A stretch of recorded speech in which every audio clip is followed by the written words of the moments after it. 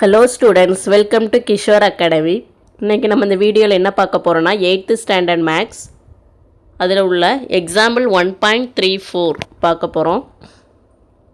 இதுவும் பாடசாலை ஆப்பில் 1.34 இருக்குது. நீங்கள் இப்போ வச்சுருக்க புக்கில் என்ன நம்பர்னு பார்த்து செக் பண்ணிக்கோங்க. சரி, ஃபைண்ட் த கியூப் ரூட் அப்படின்னா என்னென்னா, ஃபஸ்ட்டு ஃபேக்டர்ஸ் இதுக்கு கண்டுபிடிக்கணும். 27,000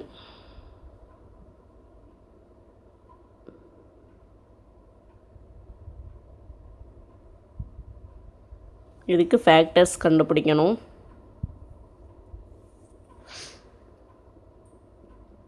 இல்லை ஃபஸ்ட்டு நீங்கள் 0ல் முடிஞ்சதுனால இது 2 டேபிள்லையும் போகும், 5 டேபிள்லையும் போகும்.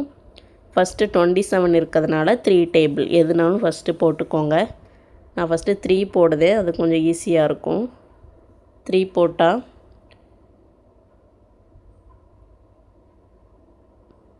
9 3s are 27. பேலன்ஸ் இருக்க 0வை அப்படி போட்டுக்கோங்க. நெக்ஸ்ட்டும் 3 3s are 9. பேலன்ஸ் இருக்க 0வை போட்டுக்கோங்க. நெக்ஸ்ட்டும் 3 தான். 1 3 is 3, 0 0 0. இப்போ அடுத்து 1000க்கு 5 டேபிள் போடுறேன். 2 5s are 10. பேலன்ஸ் இருக்க 2 0.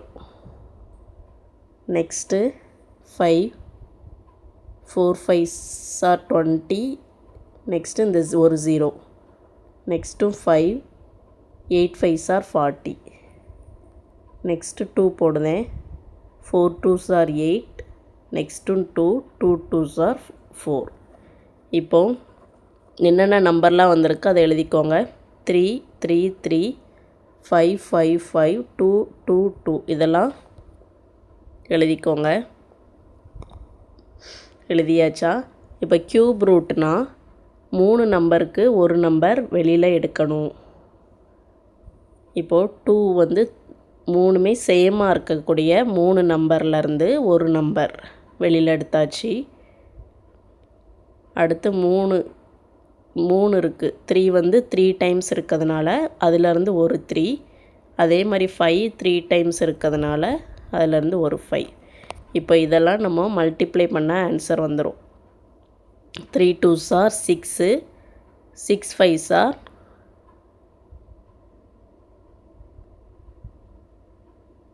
30.